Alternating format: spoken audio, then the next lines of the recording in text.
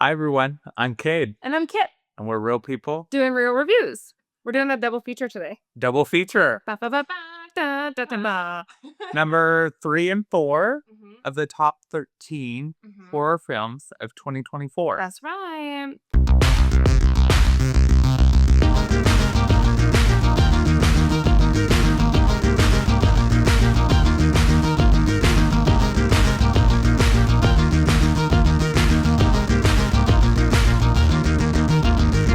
What are they?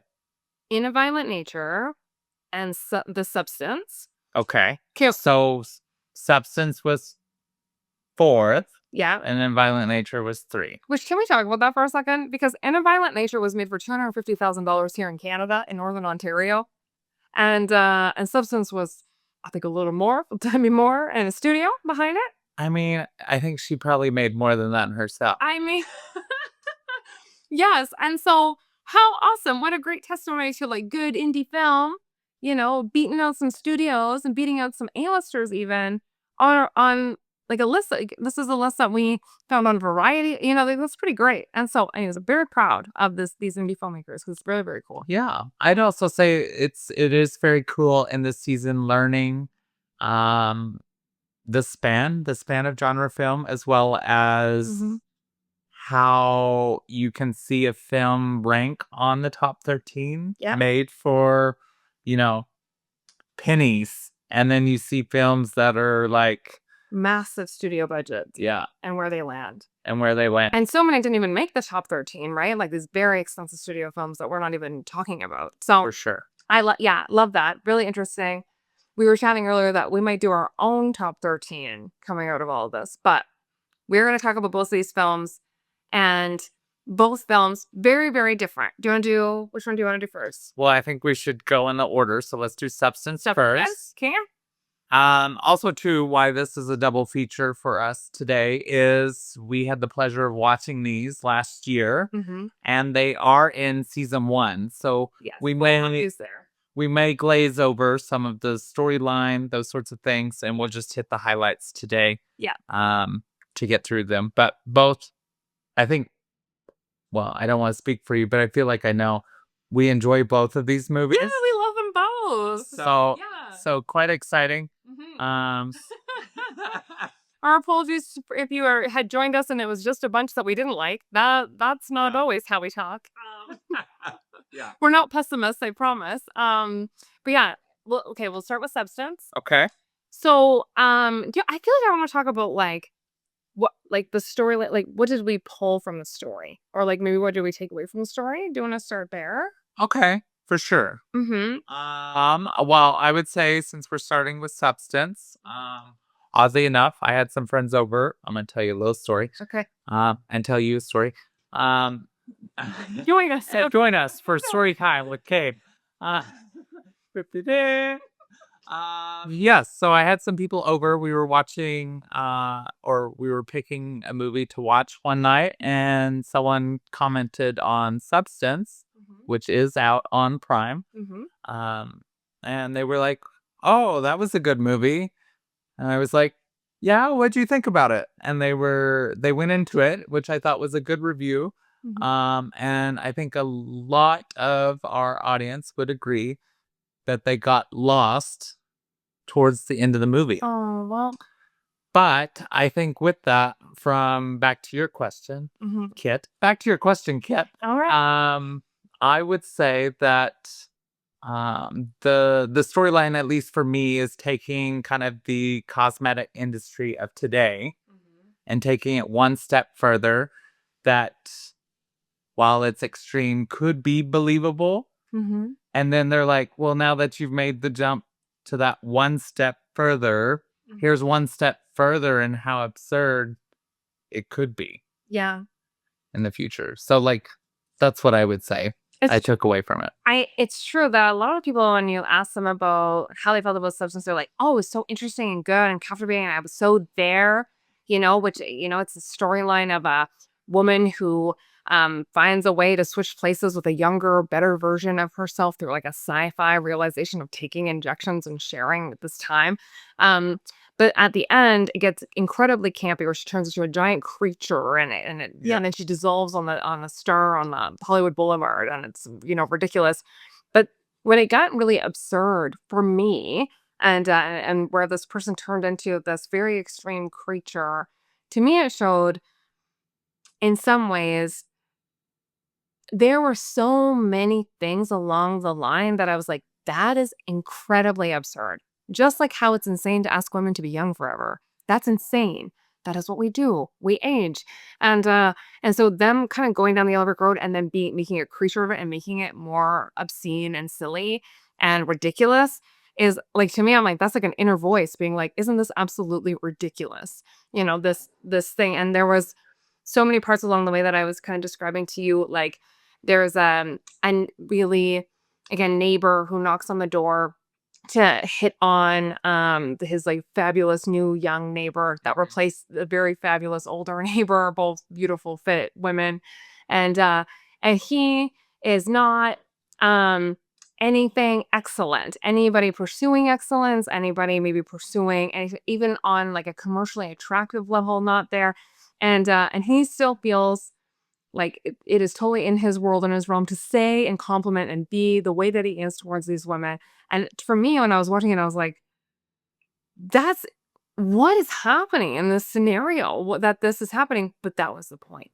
And so I actually really loved the ending, that it was so ridiculous and so campy and so over the top, because it is really over the top what happens in this industry. And I think that it proved a point. And I think that it was done in a way to poke fun at it, and it landed. And people being like, well, I got lost at the end. I'm like, you weren't lost at the woman who injected and then her other self came out of her spine. And then was it that you didn't get lost? You didn't get lost there? No, because it's actually that believable that a woman would take an injection to become a younger version and separate herself from that younger version. That makes sense to you. Isn't that messed up? And so I love that in the theme. I just thought that they addressed it in a way that they put it on the forefront with a lot of entertainment, really interesting things that they did, really interesting ways that they shot it. Loved the bathroom, like the sci-fi bathroom. Just so much was good. Yeah. I was gonna say also, I quite enjoyed the sound of that movie. Like when they're eating. When they're eating, the shots, like the fluid, like it just, like, it was a good auditory, like it added to this. Yeah. Yeah. I wouldn't necessarily say good, because I'm thinking of all the gross sounds that I heard during the movie, but certainly added to the movie for me. Yeah. I agree that it added. Not to mention the amount of memes that have come out of the scene in the bathroom with her lipstick kind of all. Yep. Like just smearing it and getting ready for a date and questioning her appearance, like going crazy and then canceling. And it's this awful like moment. But again, it landed on like self-worth and how you're portrayed and how somebody else would view you and how you view yourself and how important it is to do yourself properly. I thought that was really great. Yeah, just so many themes were landed for sure. I thought it was so great seeing them all on the circuit and actually watching people celebrate that this landed, celebrating Demi. But I will say that her co-actress, because it's a co-lead role, Margaret, was also incredible and did an amazing job. And again, very physical role, a lot of close-ups, a lot of dealing with like emotion. I just thought we didn't see her as much during all of the awards. Yeah. And I think they were letting Demi have this moment and really, kind of talking about why the script had landed on her in a way that she was really excited to do it. And she's really proud of this movie. And that was really awesome. But not to take away from, her co-actress helped her get there, which, I again thought she did an excellent job. Yeah. What do you give it? I would give it. Now that we've seen some movies from last season, do you still? I feel like still rank it in there. I would give it an 8. Would watch again. Would recommend. Great acting. Interesting sets. Great use of, like you said, like sound, story. Made sense to me. Explain things. Interesting use of sci-fi. Sci-fi is not always interesting. I like when you're using medical in something that it goes somewhere. And so that was really cool. And was a cool concept for sure. Yeah, really thought it was unique and interesting for sure. Yeah. What about you? I would give it a 9. Oh, Yeah. higher. Yeah. I'd give it a 9 because it was liked it. It was Yeah. it was good. It was And we good. needed a good one. We needed to watch something good. Yeah. Yeah. Plus, I do like the gore scene. Just how absurd it is at the end, where she's just like shooting blood all over that audience. Yeah, Nils. And then that little girl's in the audience, and she's like, love it. Anyways, yes, I give it a 9. Okay. All right. In a Violent Nature. In a Violent Nature, let's go. Okay. So Lead us. it's a cabin in the woods. Which is my favorite. And so this is an interesting film because it is the story of it's a creature or a villain, and it's revealed that it's part of like a folklore or like folklore, a scary story that you would tell around the fire. And there was like this attachment to these things that he loved about his mom, and that if you moved anything that was part of like a shrine that's in the woods, it's not seen, that he would come alive to go find it, because that's what kind of kept him a part of this lore, is that he's been kept, happy and safe with the things that he loves and needs. And if he's out in the woods during, it's because of one of his like articles or things are missing. What I liked about this film is they spent the most time working on really interesting kills for it. And Oh, yes. right. And so I'd agree. yeah, so the way that they're kind of describing like this is folklore, and this is like, there's stories of like this, this creature kind of coming alive and going through, Johnny is his name, kind of going through this, and here's like this cabin in the woods and these campers, and this happens and this happens and this happens. That's great. And those are all things that you would expect with an in the woods kind of cabin creature. But the way that they made this creature kill was so thought out. I think it would. Yeah, I think it would be up there with like the Texas Chainsaw Massacre. I think it's better. Yeah, like I would put up there with the kills for sure. But also too, the folklore, like every small town kind of has that kind of story, so it is very believable. Yeah, in that aspect. Yeah, in this little Canadian town, that there was something that happened, and he was misunderstood, and then he turned into something that became mystical and like stayed on forever. Like, it was creative. Very creative. Also, we did joke about it, and we still joked about it, about how like he's just walking in the woods for most of the movie. Okay, so it's a lot of just folly and leaves crunching underneath like a character's feet. We were like, well, this isn't very expensive. One costume and a man walking in the woods. $500. There we go. You know what I mean? Just really that way. But I think it landed. I think it was because the story was well thought out, even with all of that. But like the interesting kills throughout, like they weren't all together. It wasn't like other films we watched where it got really exciting for like the last 45 minutes of the movie. Right. So it was I stayed awake the whole time. You sure did, yeah. Yeah. So it didn't make the Cade sleep list. No, it did not. I'm gonna have to make that a separate. I think we may have to brand that one. We might, yeah. Yeah. I liked it. I did too. I just thought really creative, really interesting. They wrapped it up in a way that you're like, I hope they make another one. I'd like to see what else they can do. Yeah. The effects, like the practical effects, which is like the blood and the things that they would use for kill.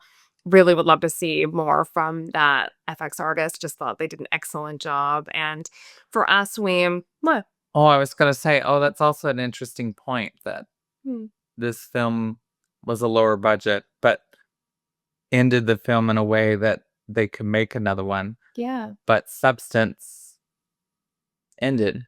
Like there won't be a Substance 2.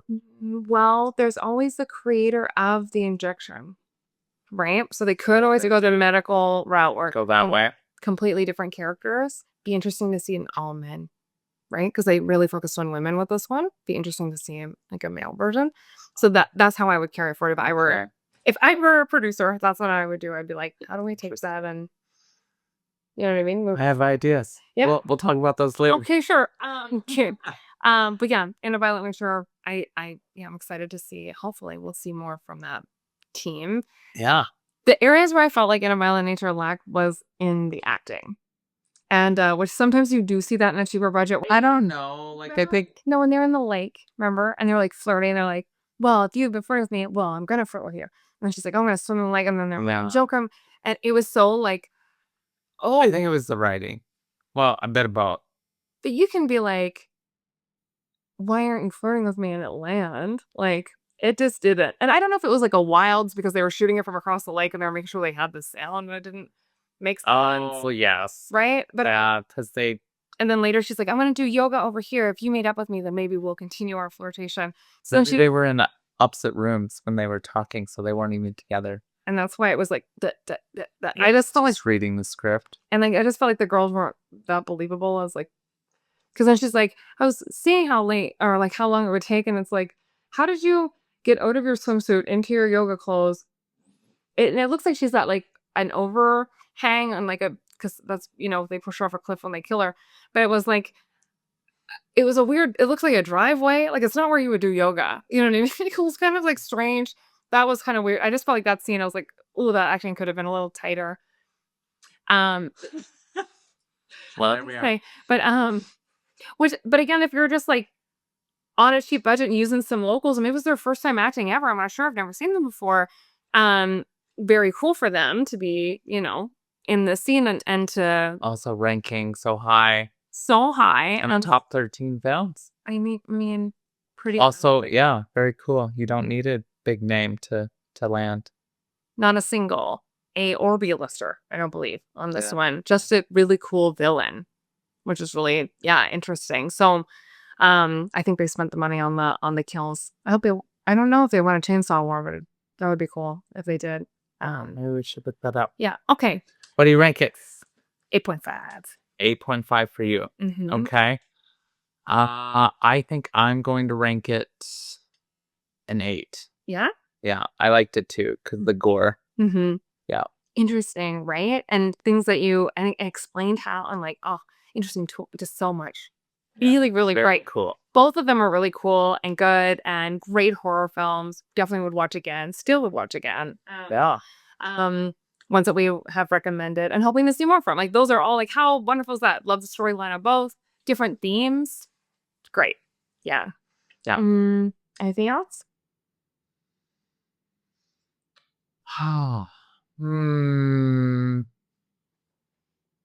I'd like to see one about food. Yeah? Yeah. A horror movie about food? Horror movie about food. Well, we have 2 more left on this list to watch, maybe. We'll see. See how it goes. Okay, I'm Kit. And I'm Cade. And we're real people. Doing real reviews. See you next time. Bye, guys.